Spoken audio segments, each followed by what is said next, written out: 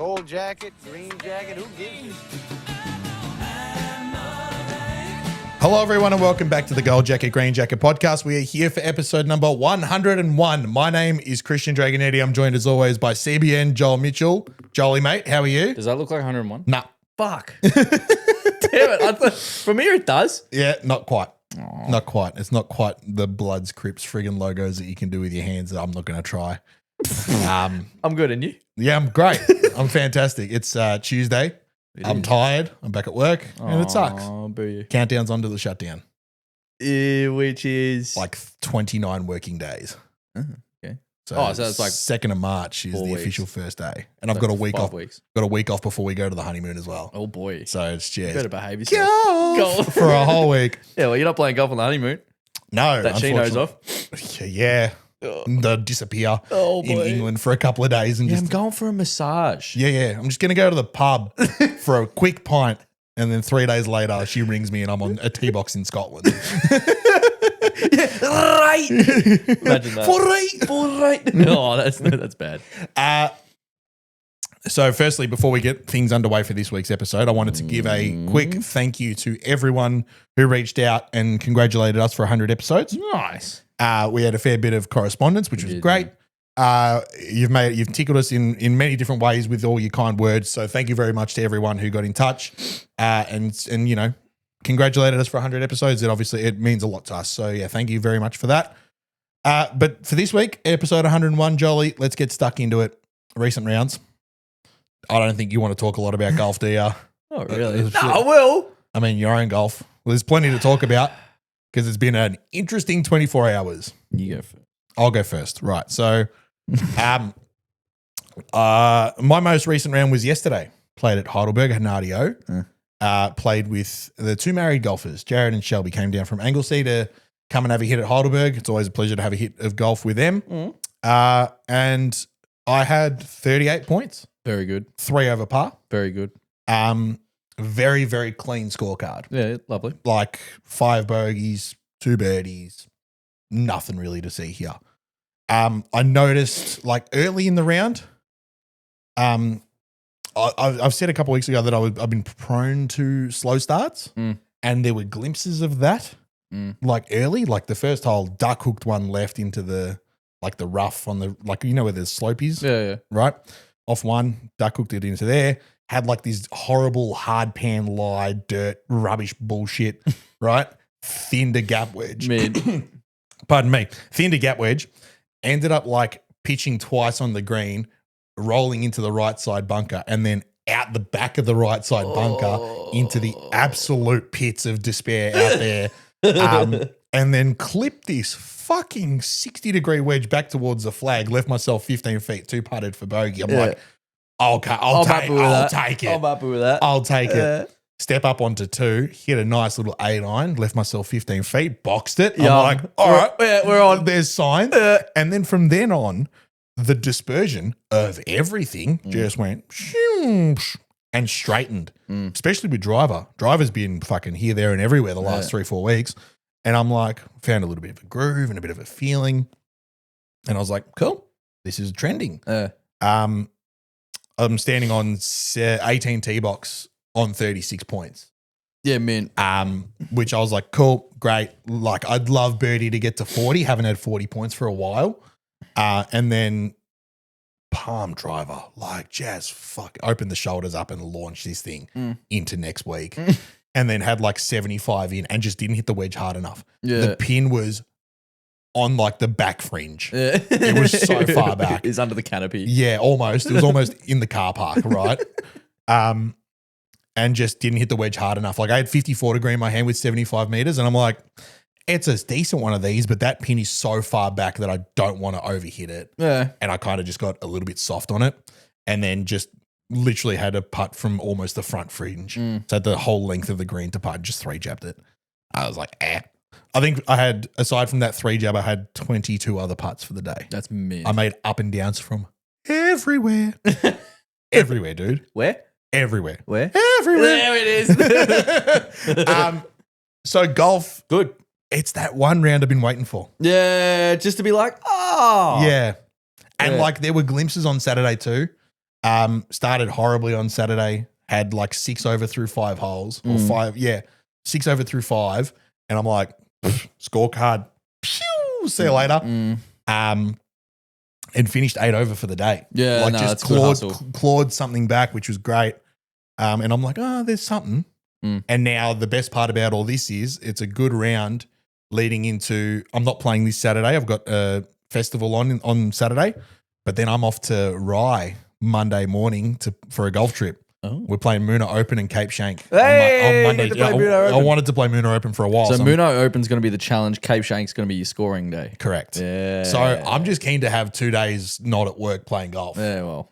With a good group of lads that I went on last year. If you remember, there was an episode last year, sort of same time of the year, and literally I came back that day and recorded, and I was in a shit mood. I don't know if you remember that day. No. Yeah, anyway. So that's happening again this year, and I'm very excited to get going. I'm going with Mitch Cooper. Man. So it's going to be a good couple of days. Sick. Yeah. How about you? Right, moving on. Moving on.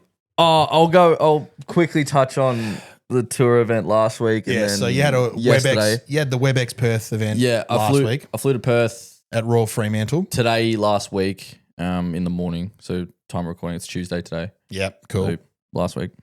Flew over to Perth. Stayed with Nathan again, which was good. Stayed in our billet that we stayed with at WA Open. Mm-hmm. I've never played Royal Freo before, and having Royal in front of it, I expected it. Like, you're gonna expect it to be good. Oh, right? yeah. And it really grew on me. I actually really liked it. I really enjoyed it. Cool. I thought it was awesome. It was like this weird mixture of Heidelberg and Rosanna. Like, Okay. it's like kind of hilly and like up and down sort of thing, but like a lot of dog legs as well. And yeah, it was just a weird little mixture. All right. Good golf course. The vitals were in great condition. It's Kikuyu, but it was like good. Like, it's not like that sticky shit that you sometimes get on the public decks down here. It was in really good nick. So greens were fantastic as well. That was last week. I'll quickly rattle through it. I had 2 under in the first round, which is sort of just nothing really that exciting. It was a very clean scorecard. I think you shot even par, 9 pars on the front 9 or 1 to 9, which was your back 9. I started on 10. I made birdie on 11 and bogey on 12. And then, that was my only bogey. And I had 2 more birdies. And then I made a couple more birdies on 15 and 17. And then you had 10 straight pars. And then I made 10 straight pars coming in, which is all well and good. I'm not going to say no to 2 under. If I shoot 2 under every tournament or tour round, I'll never be outside the top 20 ever. Right. So I was happy with that. Good start. Sort of dug the feet in a little bit and sort of happy days. I missed a few. Not going to say like guaranteed putts on the back 9. I sort of just didn't quite hit it close enough. It was just proximity wasn't quite good enough, but there was no mistakes, so that was good. Anyway, confidence was good going in the next round. Start on 1. Trying to think of my round again. Yeah, I was 3 under through. I remember I was 3 under through 12. Yes, it was 3 under through 12. Because I remember like you were 5 under through like 32 holes of golf or something like that. Oh yeah, it was a little less. Yeah, it was something like that. I was. 30 odd holes of golf. I got to 3 under through the second round, so it was 5 under total. Sort of just real cruisy, no mistakes. It was good. Sort of swinging it like pretty decent, and it was a bit windy. It was getting windy as well, so it was getting a bit tougher. But on my 13th hole, which was all grass holes, sort of uphill bunkers, protecting everything, and fucked as green, but it was anyway. And I hit it the back edge out of this fairway bunker, right, which was bad spot if you're on the fairway. If you hit it to where I hit it from the fairway, no good. But out of the bunker, I'm like, look, I'm putting. Anyway, 3 whacked it because it's going down this slope. It's quick as fuck from like 60 feet from no man's land, right? And I 3-putted that. And I'm like, yeah, you kind of deserve that. Like, that's fair enough, right? And then, my final 5 holes, 14, I hit it right. Or, well, when I say hit it right, it stayed straight. I tried to draw it off this bunker on the fairway. Stays straight, goes up over there, just dead. I had no shot, couldn't get it out. Ended up hitting my third out onto the fairway, hit it onto the green, didn't make the putt. I made 6. Okay. Right? So I'm like, fuck. Okay, well, look, the T-ball set that up. I didn't hit a poor golf shot that entire hole and walk off with 6. Right? So it's like, well, fuck. So I sort of felt like I was already pushed onto the back foot a little bit because I just dropped 3 shots in 2 holes. And I'm like, okay, that's ordinary, right? Next hole's a drivable par 4. And there's piss protecting the entire hole up the right. And drive is actually the play. Because if you miss left, it's fine. It just gets further up there and you've got a straight shot down the green. And if you hit it right, if you're going to hit it in the piss, you better be further up there anyway. So there's no point grabbing iron because you're going to be set back. Yeah. And if you do miss it, well, you're going to be further back anyway. Anyway. Probably the worst swing I put on the entire week. Okay. Like just a spinny heel fucking flare cut straight in the shit. Okay. Right, straight in it, drop it, hit it over the green, didn't make up and down. So I've just made back-to-back 6s. Nice. Right? I'm like, that came out of nowhere. I'm like, that's not good. Hit it to 2.5 feet on 16, which is arguably one of the hardest holes on the course. Hit it to 2.5 feet, came back at me. Oh, and I'm like, okay, that's now it's testing me. This is going to be awkward. He had a great shot into 17. And if anyone looked online or on Instagram and stuff like that, Connor McKinney had a hole in one there on round 3, I think it was. So he actually ended up winning by 3 or 4, maybe more. I think it was more. He had a great week. And he made a hole in one there, which I thought when I hit my shot, I thought I was going to make a hole in one too because it was looking that good. It was about 12 feet below the hole. That ends up lipping at low side as well, right? So I'm like, ladies and gentlemen, we apologize to take you away from the episode. But if you're enjoying this content and you want more of it, you should hit the subscribe button. It's a big red button right down below. All our links are in the description as well. You can follow us on Spotify, leave us a review, and check out previous episodes. We're also on Instagram and TikTok. We post reels weekly, maybe a couple times a week. We're also on TikTok as well. When you're viewing those reels or TikTok, be sure to leave a comment. Make sure you like it. Send it to a mate.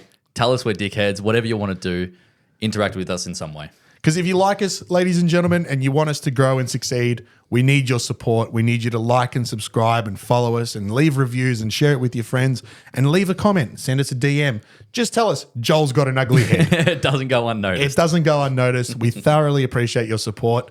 Thank you. A lot's gone wrong here. And in my head, I'm like, okay, you got a par 5 to finish. Make par at worst, and you should be playing the weekend. If not, make your birdie. Right, all good to go. And it was the overcompensation from 2 holes previous that I'd just seen, the big high spinny right one. Left she goes, up against the fence, right? Well, not up against the fence, but it was close enough. And I'm thinking in my head, I'm sitting at even par. I've dropped 5 shots in 4 holes, right? Or 5 holes. It's a must make birdie. It's a must make in my head. Like I've just put myself back to even par. Right? I'm like, I need to make birdie here. Like in my head, I'm like, look, cut line could be even. I'm like, I'm pretty sure it's going to be under par. I'm like, it's a must make. Right? If I, so I had when I call it, it's not, I wouldn't call it the hero shot, but it was definitely a 3 out of 10, 4 out of 10 execution. Okay. Right. So it was a hard shot. I had to hit this flat 2-iron through this like probably 10-foot wide gap of trees. I had to hook it hard. It was about 225 out. Absolutely smoked it. And I felt, and I'm like, as I hit, I felt that it was drawing too.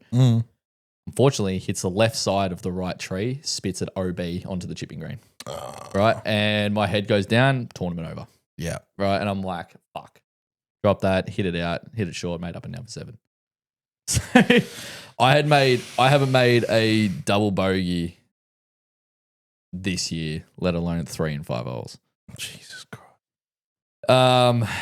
Yeah. So after, like I said, I knew what my score was at through 12 holes or something like that, but I had no idea what that was in relation to the leaderboard or anything. Because I don't check my phone. No, and you can't anyway. Right, so it's sitting in the bag. I'm thinking, 5. Oh, yeah, just cruise home. Like, there's no issues. There's no reason why you need to go after anything else. Like, and I didn't. I hit. There was 2 poor golf swings. Jeez. There was that flare right on 15, and that sort of pull left on 18. Like on 14, I'm sort of accepted that because I actually didn't hit that poor of a tee shot. It just didn't turn over for me like I sort of expected. Just sort of stayed straight right on my aim point. And it stayed there, and it carried like 285 in the air, sort of downwind over this bunker. And when I hit it, I'm like, oh, cool. Okay, it's in that fairway bunker. It should be fine. I see it carry it. I'm like, oh, fuck. And I knew straight away, I'm like, that's not good. No. Right? And in my head already, I'm just like, cool, make your 5. If you make 4, that's birdie, basically. I'm like, just make your 5. Because I already knew what the sort of situation was going to be up there. Right. And I get up there, and it was even worse than I thought. I'm just like, I have nothing up here. Yeah. Right? So... yeah, that was, and the cut line ended up being 1 under, which is what I thought it would be. Yeah. And I ended up 1 over for the event, and that was a tough pill to swallow. That one, I walked in the tournament office, the scorecard return, didn't say anything, so I just handed it in. Jono behind the tournament coordinator or one of the tour directors, he looks through 12 holes and he's sort of just counting up, and then he looks at me at the end and goes like that. He goes, oh. and because he could see my face, I'm just like stung mullet. Just like I wasn't angry, I wasn't fucking upset. I'm just completely like mate, I had nothing. I'm just like, I don't even know what the fuck just happened then. Yeah. Because I played 16, 17 so well, like just normal, and all it took was literally just two golf swings. Yeah. 2 golf swings, 15 and 18 tee shots. Just said, not this week, champ. And I'm like, fuck. Right. Anyway, just walked straight to the car and just waited for Nathan to finish off his putting, and he made cut, which was good. He unfortunately I'll explain Nathan's weekend in 30 short seconds, but he made cut, which was good. So we had one of us make cut for the week, which was always a bonus. So, but yeah, I went through all 4 phases of grieving after that. I went through one of just complete like shock, like sort of just like blank mind, had no idea what to think. 2 was like, if you don't laugh, you cry sort of thing. So I'm like, what the fuck? Like, you know what I mean? 3 was anger. That was in the car ride home. Yeah. Like Nathan's sitting there, he's looking at me like this. I'm just like, fuck, just like losing it, going down the freeway, right? And I'm just absolutely and I'm like, sorry, bro. He goes, nah, let it all out. I'm like, cool, I got more then, right? Right, and then force acceptance, where you're just like, right. Anyway, so caddy for Nathan on the weekend, and if anyone doesn't know Nathan Page, he's Aussie Tour player. He was a 12, 13, 14-year-old prodigy. Like, he was white tiger when he was, and hits it unbelievable. Some of the best ball striking you ever see, right? It was the weirdest thing. I reckon the way he played to shoot the scores he did, like he went 4 over 4 over back-to-back days. And it is some of the most impressive golf I've ever seen. Yeah, right. Like, just fucking striped it. Yeah, right. I reckon he murders people. I seriously reckon he does some bad things to get the bad karma he gets. Oh, I've no. never seen someone get so stiffed. I've never seen anything like it, man. Holy shit. I'm not going to go through the rounds because we'll be here till next week. But like, just some of the golf shots where we're looking and going, that is a 12 out of 10. Yeah. And then we get up there going, you may as well shanked it, bro. Like, it was just some of the breaks he copped were just like, how? Yeah, the poor thing. Like, Jesus. So we walk off Saturday, and like I said, he didn't miss a shot. The only golf shot that kind of got away from his starting line was his 1-iron that he hit down 18. Okay. And all he did was miss the fairway 15 feet right. Into like a tree line, he punches that out, makes 5. Yeah. That was it. Everything else was near on perfect. It was unbelievable. I've never seen anything like it. That's ridiculous. And it's just like, and then very, very similar thing on Sunday as well. Yeah. We get out there, we play the first 4 or 5 holes, and we're just like, oh no, here we go again. Like, it's just like next level striping it. And he'd look at me, he'd always give me a rating as to how he hit the shot, and that will determine sort of where we judge the next shot that we might get similar, right? And yeah, he hits his shot into 3, which is his par 3. And he looks at me, he goes, 14 out of 10. He goes, I've never hit the golf ball better. And we walk off 4 over, 4 over. Like, What the fuck? And I just said to him, I'm like, mate, if you hit it like that and shot that, I'm shooting 90. I'm almost pumped that I didn't make the cut. Because I would have ended up 20 over for the week. Jesus Because just watching how he hit it and the score, like, I couldn't believe it. Yeah, right. I could not fucking believe it. But yeah, yeah. So and my actual most recent round was yesterday at Sanctuary Lakes. Yeah, this is a weird one because I rang you Sunday. I didn't know you were going to hang around and caddy for Nath, right? Yeah. So I rang you Sunday like 10:30 our time thinking he's home. Like it's 10:30 Sunday morning. And then you answer and you're like, I'm on the range with Nath. I'm like, what fucking time is it? And you're like, 7:30. I'm like, sorry, man. Like, all good. Sorry. And you're like, no, you're all good. Okay. I thought you were just hitting balls. Like, I thought you were just hanging up there because you already had a flight booked and you were just hanging up for a couple extra days just to work on some shit. I didn't know you were caddying. Mm. And then I knew in the back of my mind that you had the qualifier for Vic Open yesterday at the time of recording, Monday. Monday. And I'm like, when are you flying in? And you're like, tonight. And I'm like, fuck. Okay. What time are you teeing off? What time are you teeing off tomorrow? 9:10. I'm like, sick. Right? So I knew it was going to be a fucking full-on 24 hours. It wasn't too bad. It wasn't like my New South Wales Open qualifier. No. It wasn't like that. It was like I didn't book my flight until Saturday afternoon. Okay. They booked it for 3:45 in case, like in case there was like a later tea time. The tea times worked out perfectly. Like it all flowed really well. And I had the high car booked for 3 p.m. Sunday anyway. So yeah, we dropped it off. Nath changed his flight from Monday morning to Sunday night or Sunday arvo. I flew out at 4 on Sunday and we flew in at like 10 past 11 or something like that, 11 o'clock. Got home and I was asleep by 12. Yeah, right. 12:15 maybe. Something like that. And then, yeah, we drove down to Sanctuary Lakes. Like, it wasn't that bad. Okay. It wasn't too bad. But yeah, Sanctuary Lakes, wasn't too excited to play there. But didn't matter. I felt like I was playing well. I knew, like, disregard the last 6 holes on Sunday, on the Friday the week before. I knew I'm hitting it all right. Yep. All right. Mate, bodged down 1. I'm like, yeah, it's kind of fair enough. Right? And then I'm not going to explain the 4th hole either because we'll be here till tomorrow as well. But I bogey a par 5 from the middle of the fairway, had 190 in and make 6. Cool. Due to one of the worst rulings I've ever seen out of a bunker, right?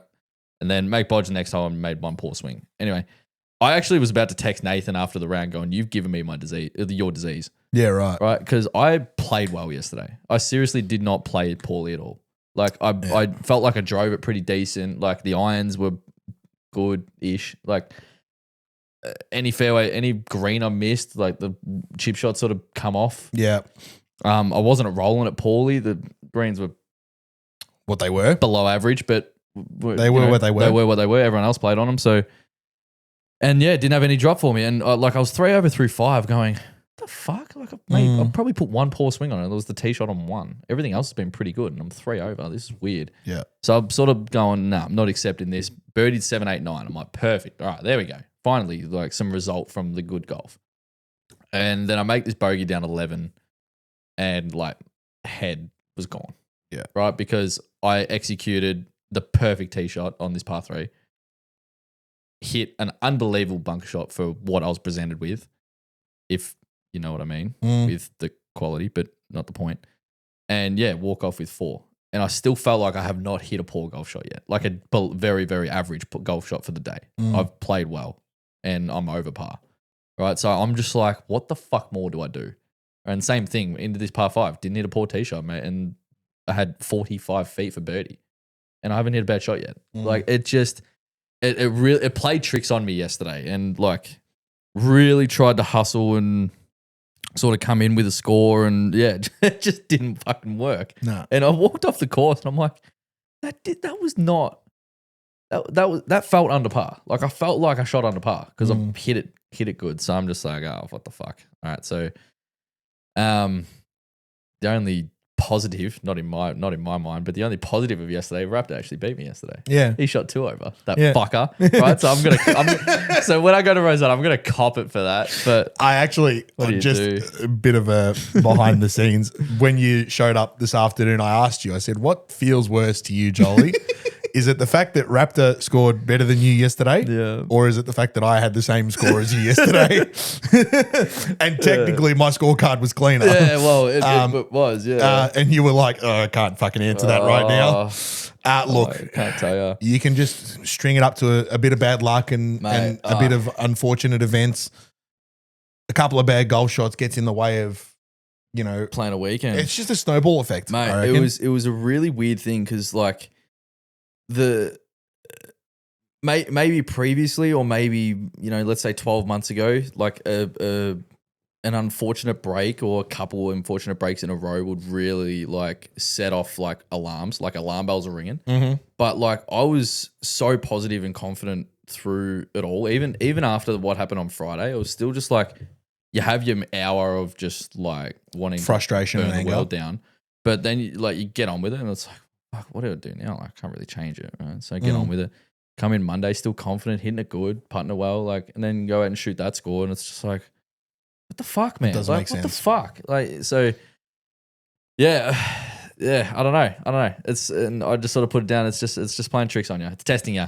The universe just tests you. That's it. Sometimes it throws little curveballs at you and goes, all right, let's see if he handles this. That's it. And you sort of, And so just discussing offline, you and I before had a phone chat about what the next sort of 2 to 3 weeks holds. You got a few pro-am starting in Feb, but from now until then, you're going to take it fucking easy by the sounds of it. I will not touch the golf clubs for the rest of this week, and it'll be real light stuff next week. I think I need an emotional break, like, even though I sort of had one over the Chrissy New Year's, but That's just busy. That's not even a break anyway. No. You're still full on. So, this week will be real cruisy. Get into the gym a little bit. Yeah, Clear the head. a lot. Next week just dabble on some things and Go from there. let's go from there, and then just tidy up for the pro-am. So Beautiful.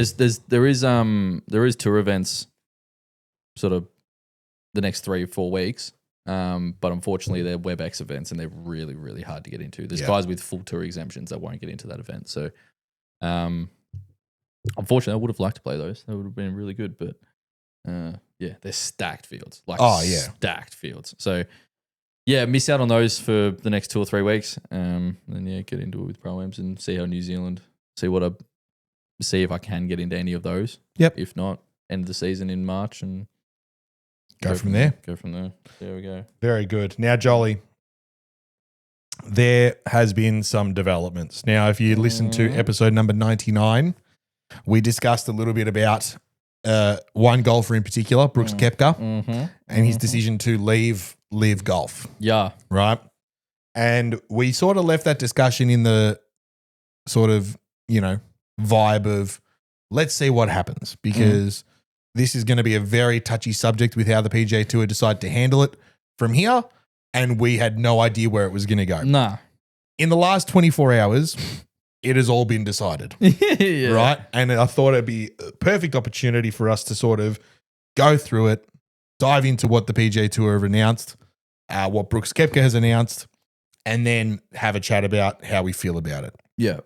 So, the PGA Tour this morning, right, 12 hours ago, according to Instagram, released a statement. I won't read it all, right, but it says, this is from the CEO, and it says here, the very last paragraph of the first page. On December the 23rd, 2025, Brooks Koepka notified the PGA Tour that his previous affiliation had concluded, and he subsequently applied for reinstatement of tour membership. The first half of this post, by the way, is just all about how the new CEO is adapting to the role and what he's done since then and blah, blah, blah. It's all on the Instagram. You can go and look at it. Typical PGA Tour post, blue background, white writing. Yeah. Right? Blue flower, red thorns. Blue flower, red thorns. That's it. Yes, he's asked for reinstatement into the tour, to tour membership. This prompted our boards to evaluate how we deliver the best version of the PGA Tour for our fans, players, and partners with severe and justified consequences, which has resulted in our new returning member program. So they've decided to create a returning member program. And this is what it is. It's designed to provide an alternative path back to the PGA Tour competition for past members who have achieved the highest accomplishments in the game.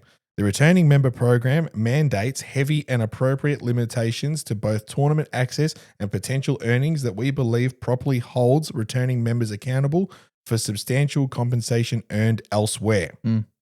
It also includes elite performance-based criteria that requires winning the Players' Championship, Masters Tournament, PGA Championship, US Open, and the Open Championship between 2022 and 2025. Now, in layman's terms, they've created a new returning program, right? For previous members of the or ex-members of the PGA Tour to come back. There is a strict criteria that you need to fit into in order to qualify. You need to have won a major in the last 4 years, right? 22 through to 25, all the players, which as it stands, LIV only has 4 players eligible. Bryson DeChambeau, Brooks Koepka, Cam Smith, and John Rahm. Yeah. Right? Everybody else, fuck off, right?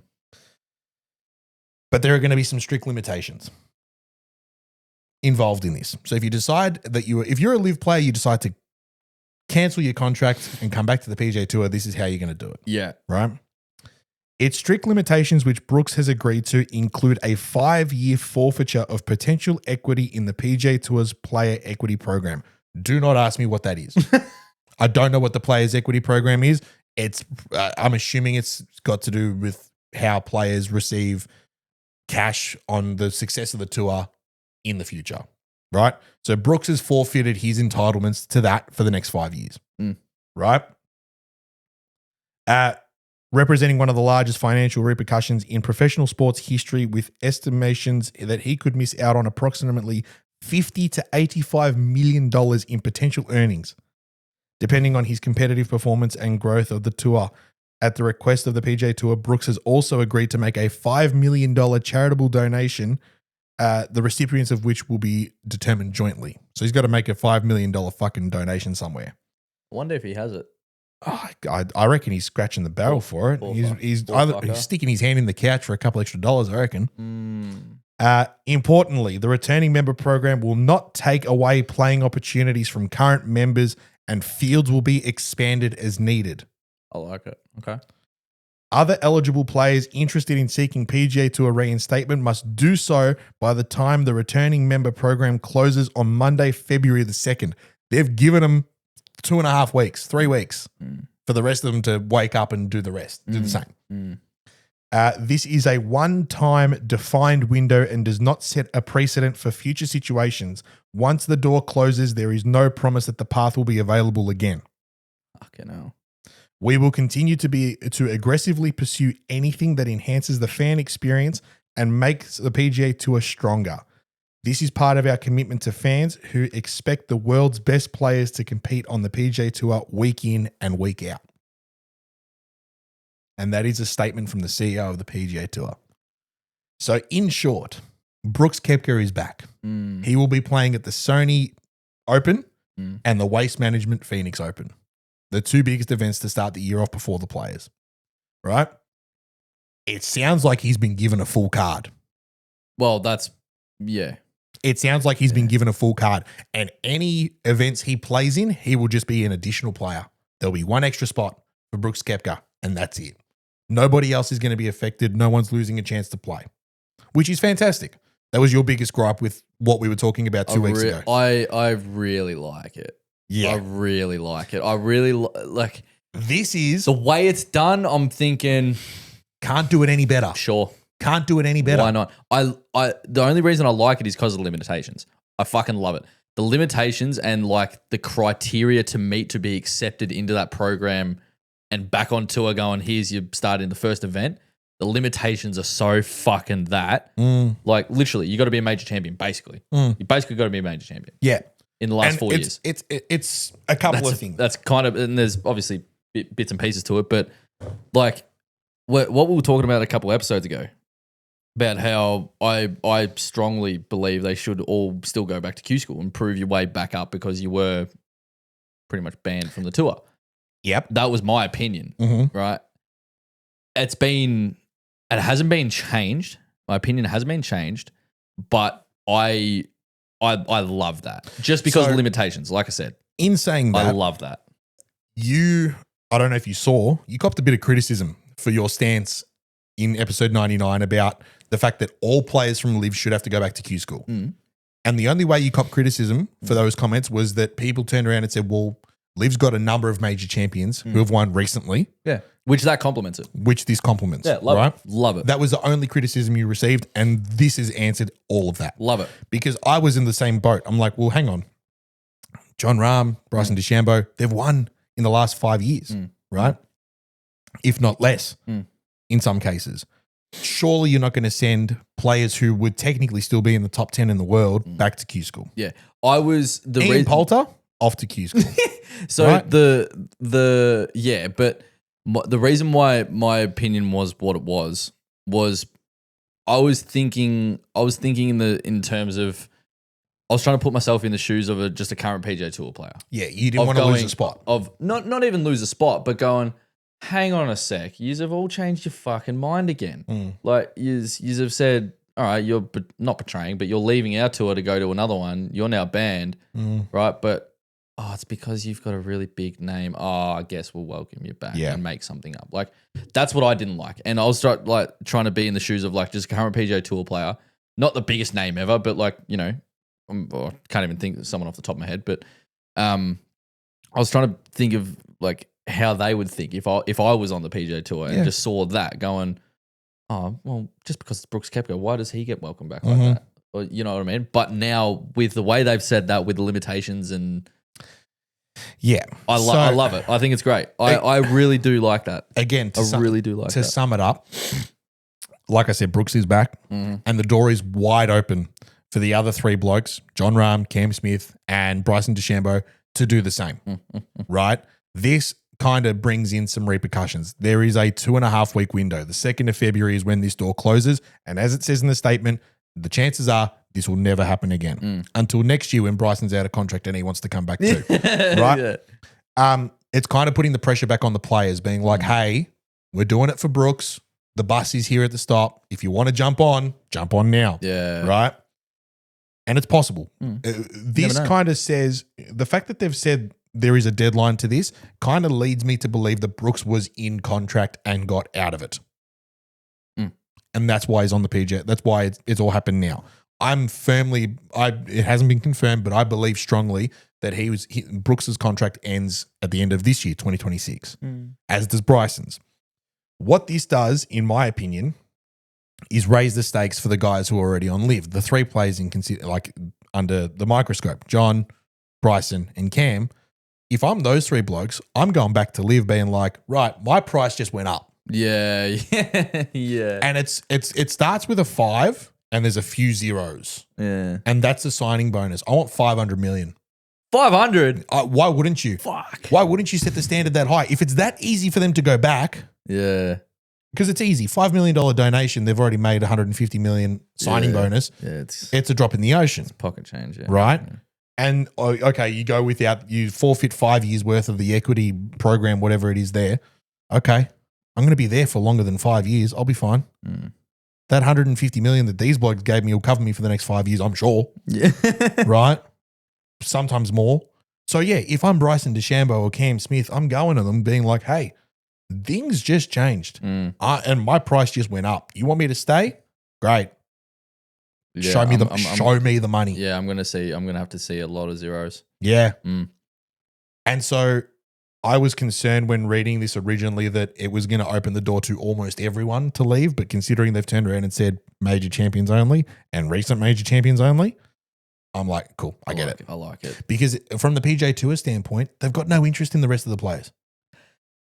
Well, there's obviously none. They're not going to make money. Product. They're not going to make nearly as much money if Sergio Garcia goes back compared to Bryson DeChambeau. Yeah. Like, or if Harold Varner III goes back. I was just about to say him compared to Cam Smith or John Rahm. See, I like that because they did conclude with basically saying we want the best of the best on the tour, on the PGA Tour. So when the best are playing. And not welcome back, but when the best are playing, people watch, and it's best for the fans, best for the broadcasting, it's best for the product, which is what it is. So I like it. Like my opinion hasn't changed. I still believe Live Tour players should go back to Q School. But with the exception of these limitations that they've just put out, maybe call it the Brooks Koepka project or something, or whatever you want to fucking call it. Mm-hmm. I love it. I'm all for it. I really am. So I really like it. Taylor Gooch, fuck off to Q School. yeah, But Brooks Koepka and you 3 or 4 others, like I really like what the CIO's done. I really think that's a great way to welcome back your top professionals and in the way that they've earned it, basically. yeah. So ultimately, it's good. They know what they're doing. Fuck yeah, they do. I said this on the phone earlier. I'm like, people, they don't just make shit up. Like this has been in meetings for a lot longer than we think. Correct. And it's been talked about. It's been planned. There's pros and cons to it. And these people in the positions and in the positions of power and authority within the PGA Tour to make these sort of decisions, and they're not doing it like going, oh, here's an idea. Yeah, you know what would be fucking fun? No. This has been thought out, and they know exactly what they're doing. Like these people are in the position for a reason. Absolutely. So. And what it also is, that statement from the PGA Tour and their returning players program, or whatever you want to call it, is exactly what I said they should do. Yeah. It's stepping on Liv's throat. This is how easy, ultimately, because in my opinion, it's easier to come back now. For those 4 players, Brooks and 3 others, it's easy for them to come back. Make these, sizable, pay these sizable penalties and come back. Absolutely. Right? But we only want these 4 players. Right? Also, it's been circling of a couple other things that are included into the limitations or whatever. This is a little summary from Dan Rappaport. So, and this is what he put on, I'm assuming, on X earlier today. So Brooks Koepka will play the Farmers and Waste Management. He's back almost immediately with a penalty. And then it says $5 million donation. He's ineligible for the equity program, blah, blah, blah, blah, blah. He's also ineligible for the 2026 FedEx Cup bonus payout. So I'm assuming there's a bonus incentive there for however well you play. He is, however, eligible for the President's Cup and for TGL. Oh. Right? Which is awesome. I like it. Right? Apparently he's already been to SoFi. Ooh. Brooks has already been to SoFi and he's already been having a hit. Who he gets picked up by? Not sure. Do you reckon he makes his own team? Potentially. That'd be cool. That'd be sick. Makes a new team. This season's hard. Yeah. He might come in this season as like a surprise pick for someone. Like maybe a wild like card. Imagine him on Rory's team. Yeah, that would be hilarious, right? And then it just says the returning membership policy only applies to so many players. Yeah, love it. Love it. I like it. I'm all for it. That put my foot in my mouth a little bit. Just in the circumstance of me saying, nah, fuck Brooks, who do you think you are? Back to Q School for you because of previous shit. Yes. Right. However, that, like I said, I'm just repeating myself, but like I said, that has just gone, oh no, that makes sense. Just because, I love it. I'm all for it. Live Golf have released a statement. Ooh. Right? In response. I haven't seen this. This will be good. From the outset, Live Golf has championed an open ecosystem and freedom for all, not just a limited few. This is the first time I'm seeing this as well, by the way. Oh. One that supports players' rights to compete across various platforms, reinforcing the belief that the growth of the game is best served when the game's best players are empowered to seek the most competitive environments around the world. Live Golf's vision remains unchanged to grow the game of golf globally. And as the vision gains momentum across the broader golf landscape, the capacity to deliver on it continues to strengthen by expanding pathways and opportunity beyond any single institution or interest. So basically what they're saying is, we don't care. We don't care. Like, he wants to go there. That's all well and good. That's what he believes. Fair enough. This is the kicker. And I wonder if this sounds familiar to you, Joel. As the world's golf league, Live Golf continues to offer the best professional golfers the most competitive, challenging, and lucrative environment in which to pursue greatness on a global scale. Which is almost word for word what the PGA Tour said 2 weeks ago when Brooks Koepka fucking left. The PGA Tour continues to offer the best professional golfers the most competitive and that actually lucrative just clicked. environment in which to pursue greatness. What the fuck are these guys on? Oh, I feel like I'm at fucking primary school. It again. is high school shit. High school drama.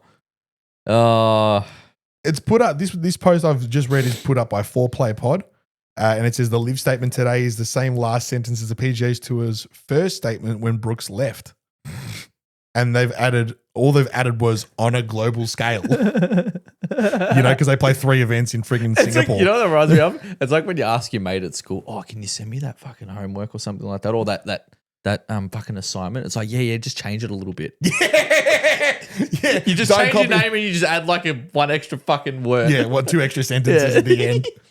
No, I like this. I've really been put. It's been put in a positive light. This it really has. It's really turned me for sure.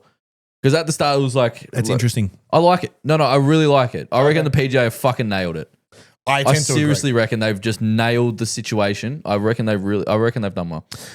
The best way they could have. Yeah, well, exactly for the circumstance. There's no. It's not going to make everybody happy. When a 5-time major champion and someone who's won very recently turns around and says, "Remember me? Yeah, I want back. I wouldn't mind coming back." Yeah, you pick the phone up.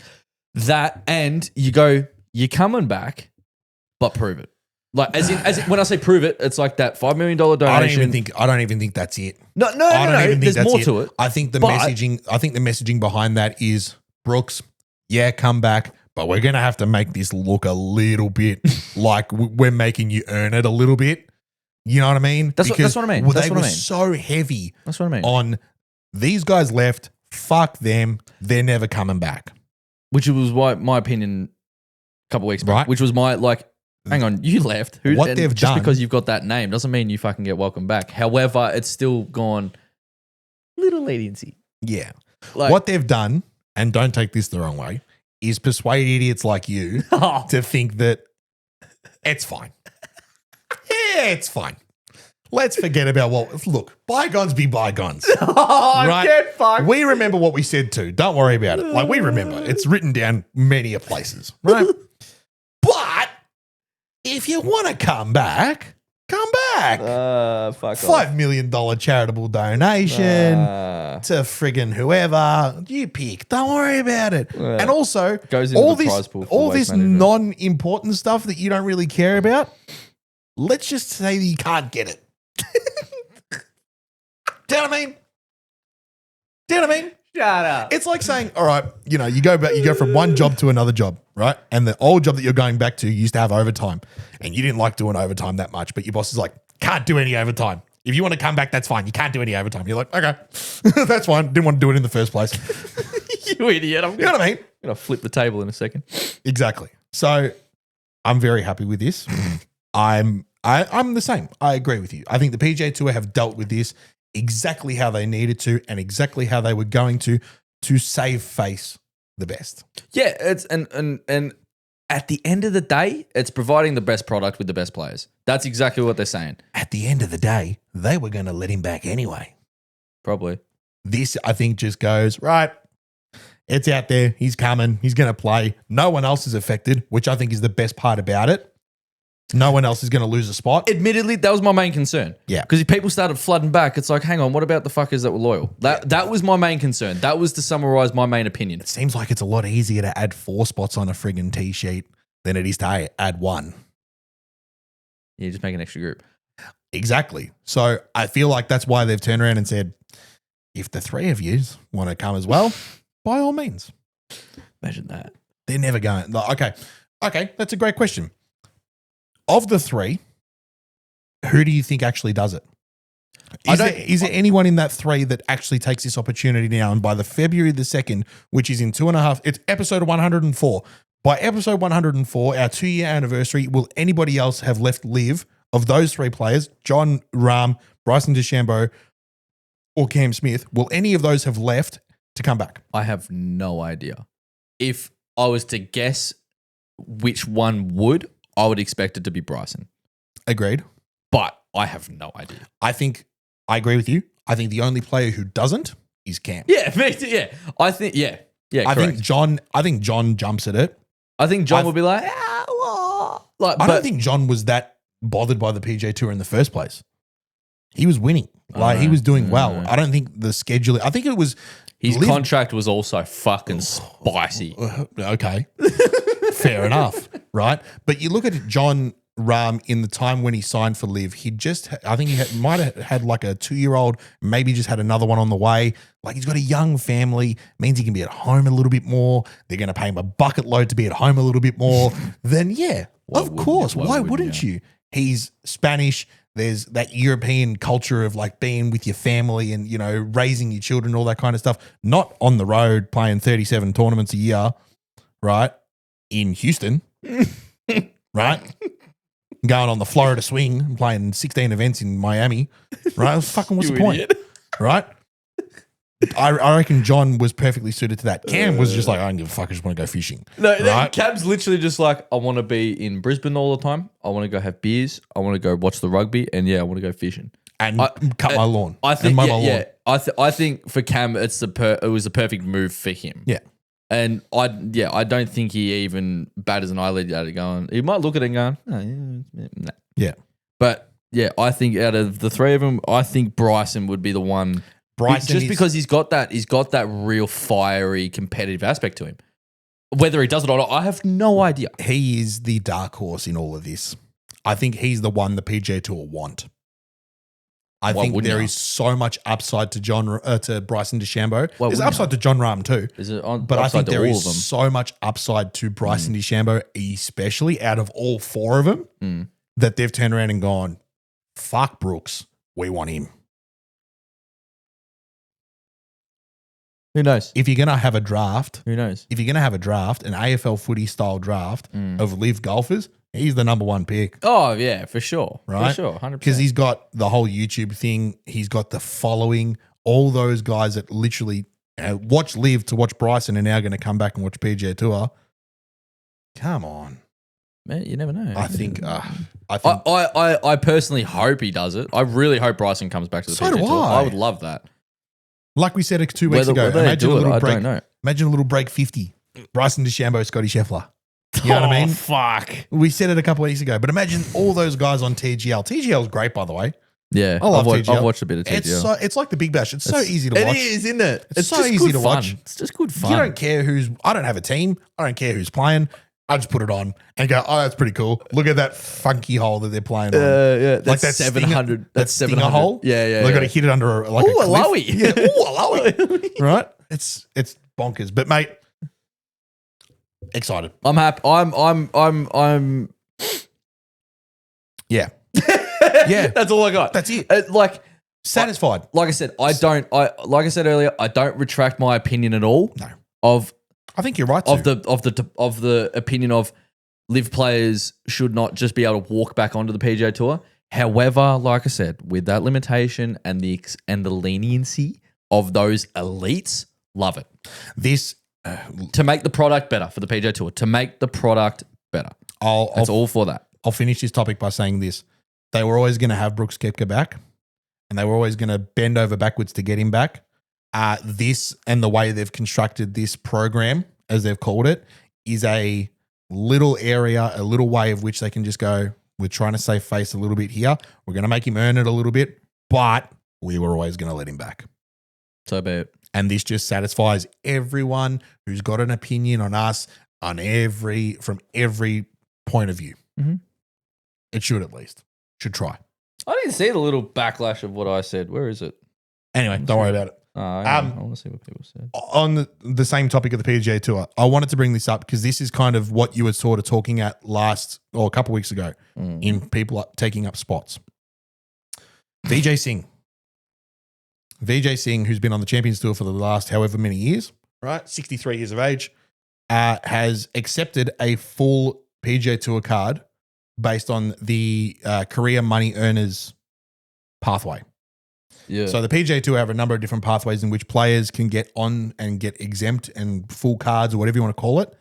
And Vijay Singh was one of them. Uh-huh. He's like number 8th all time in career money earners, like $77 million or something, right? And so I'm pretty sure this is just prize money as well. and thus he's eligible for a tour card, and he's accepted it. Now, all well and good. That's great. Fair enough. I don't know how I feel about it, because if you can come and shoot the numbers every week, by all means, go to your heart's content. Mm-hmm. But if you're going to show up every week and have 89s and miss the cut every week, then I'm starting to question whether or not he's taking a spot from somebody else. Yeah. Because you always see it. You see it more in the majors and stuff when, previous champions, especially at the Masters, right? Blokes are always going to be there who won it in 1993 or whenever the fuck, right? And they finished dead last, shooting 23 and 24 over in their first 2 rounds. See, I think that's just the reward. That's the reward of winning it back then. Fair enough. But if you've taken a card and you're doing the exact same thing week in, week out, do you deserve a spot? And yeah, everyone's going to turn around and go, absolutely deserve a spot. Otherwise, you wouldn't have a card. Fair enough. Yeah. Right? I think we were saying this on the phone. I'm just like, they're not stupid. They're not stupid. They're not just going to be giving him a card. Oh, you're registering. There you go. Yeah, correct. The same thing. He's earned it. By the letter of the law, he's earned it. Right? He's won the money. He's using that avenue. Credit to him. Do I think he's deserving? Hard to say. I have no idea. I have no idea. I haven't seen Vijay Singh hit a golf ball in a tournament since 2003. Right? I don't know. When he was number 1 player in the world. I don't fucking know. Right? It'll be interesting. It'll be a little watch. I don't know if he's going to play every event. Probably not. He's 63 years of age. He might play 15 events. All right? If he does and he makes the cut 12 times, fair enough. You deserve it. Fuck yeah. If he makes it, yeah. That'll be right?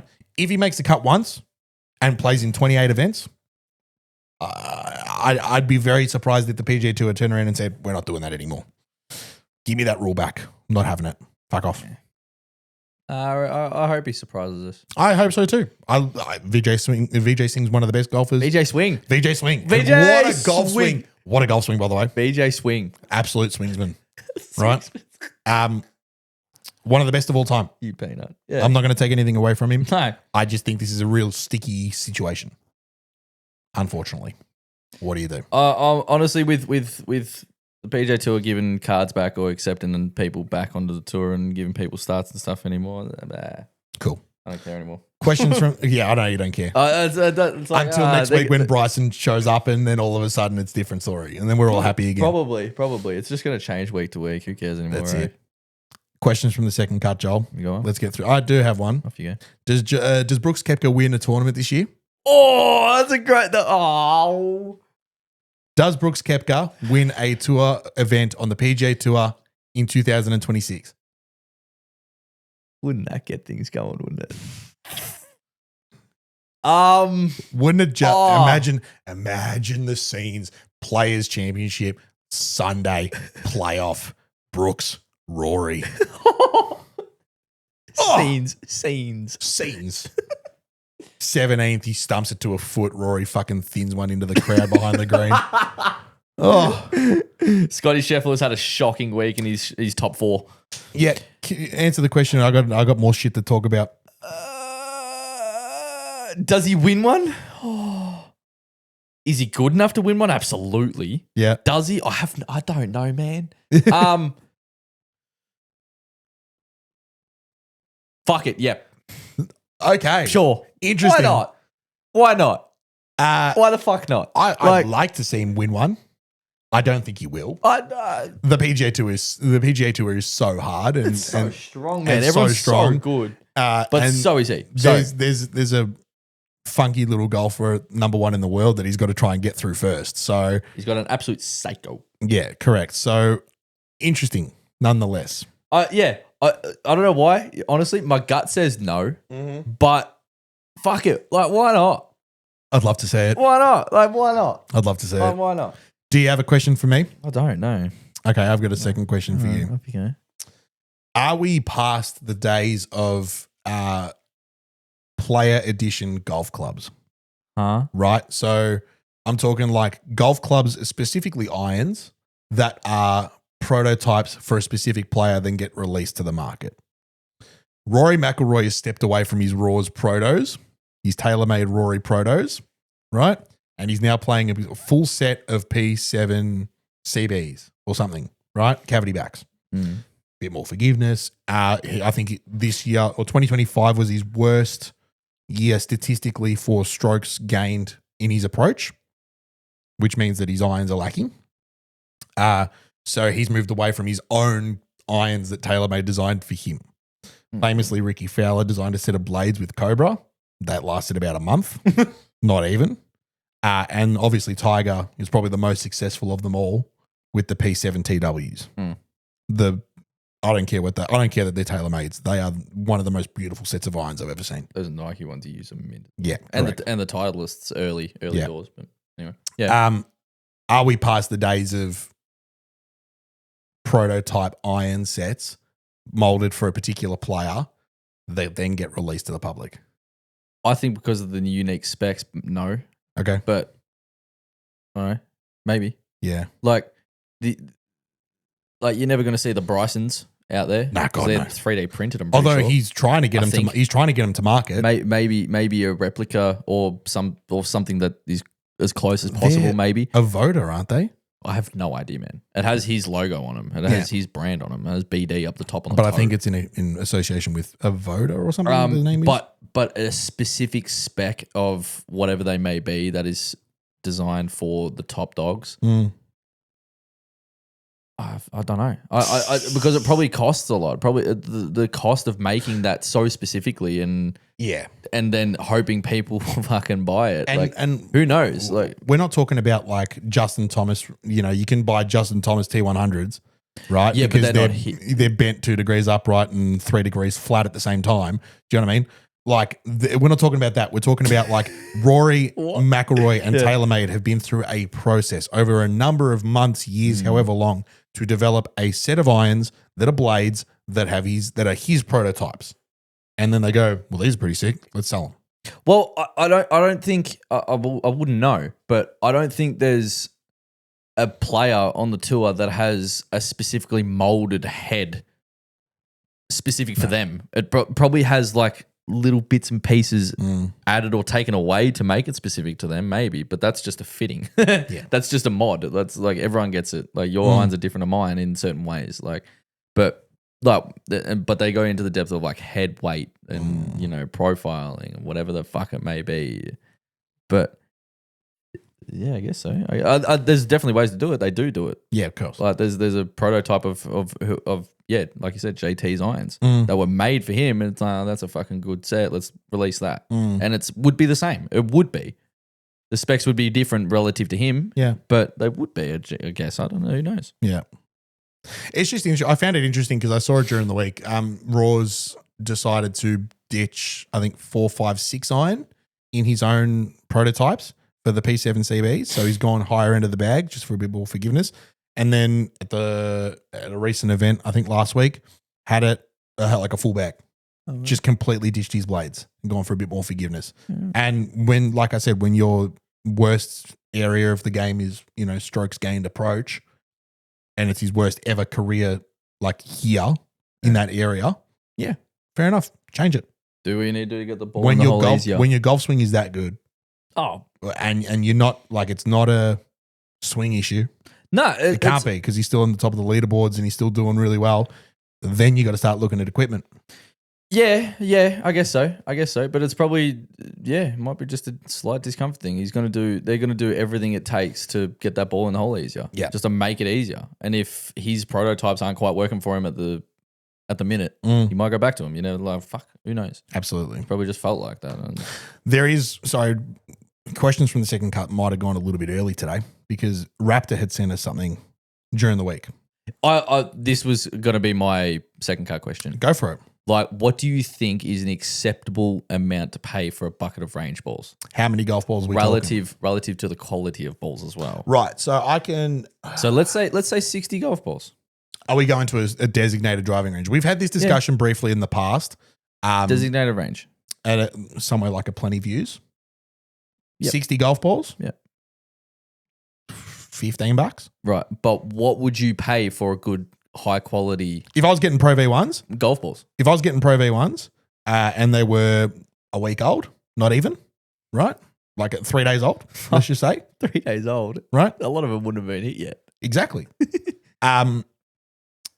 Pro V1's 60 balls, $30. Yeah, right. Wow. Okay.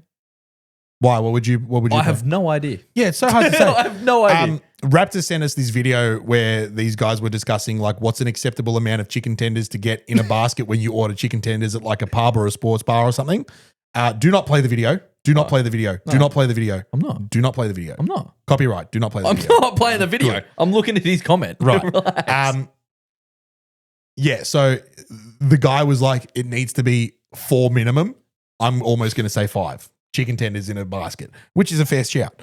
And then Raptor goes, how does this relate to range balls? Yeah. If they're river pebbles, which they are at Plenty Views, let's not beat around the bush. Plenty Views, stones, mate. Stones. Sanded down with, very coarse grit sandpaper, river pebbles, right? I think smooth, right? Cue balls. No dimples. Snooker balls, right? Marbles almost. They might have updated their golf balls recently. I'm not sure for sure. I think you're paying like $25 for 90 balls. That's absurd. I remember we used to go there, it was like 12. Yeah. $12 for Latrobe driving range before it became a sim center and Latrobe Uni took back all the land was elite. Oh, was it? Elite back in the day. It was like $13 for 90 balls. We used to go there a lot, eh? A lot. Hit a lot of golf balls into that paddock. And that was good. And they updated their golf balls every 6 months.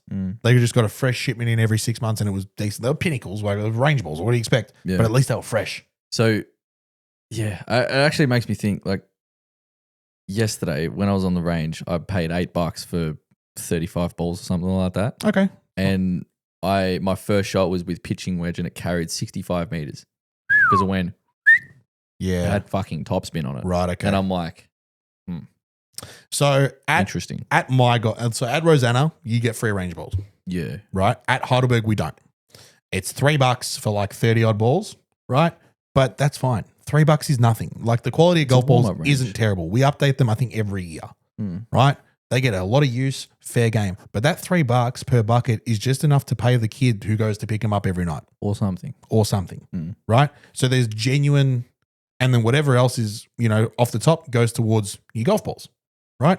It's a friendly ecosystem that keeps the balls fresh in a sense. $3 is nothing. It's part of your comp fees. You know what I mean?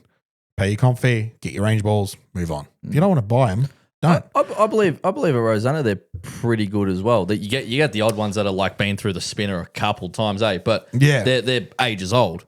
But then you get them. But There's a couple of golf balls in every golf club, everywhere. right, that have been through a few new updated golf ball sets. You know what I mean? That's the thing. You go to high quality golf clubs. Like you go to like the first thing. I don't know why the first one that came to mind was Kingston Heath. You go there and the range balls are pretty good. Yeah. It's because that's more of a practice range. Same It's with full PK. length. It's full wide. It's full length. Like the golf balls are good. They're gonna fly. They're not full golf balls. Like they're 75% balls. Like they're not gonna fly like your Pro V would. Yeah. But they're still a high quality ball. And that's the thing at Rosanna in particular. It's a warm up range. Yeah. You go there, you hit your 20 balls before you round and move on. If You you can't want even- to, you if you want can't- to, can't if you want to hit drive more, no, you can't hit driver. But if you want to hit more, well, you're just gonna have to accept if the ball isn't quite up to your standard. But they are. But it's not technically a practice range. The worst part about the range at Rosanna, you're always hitting it into wind.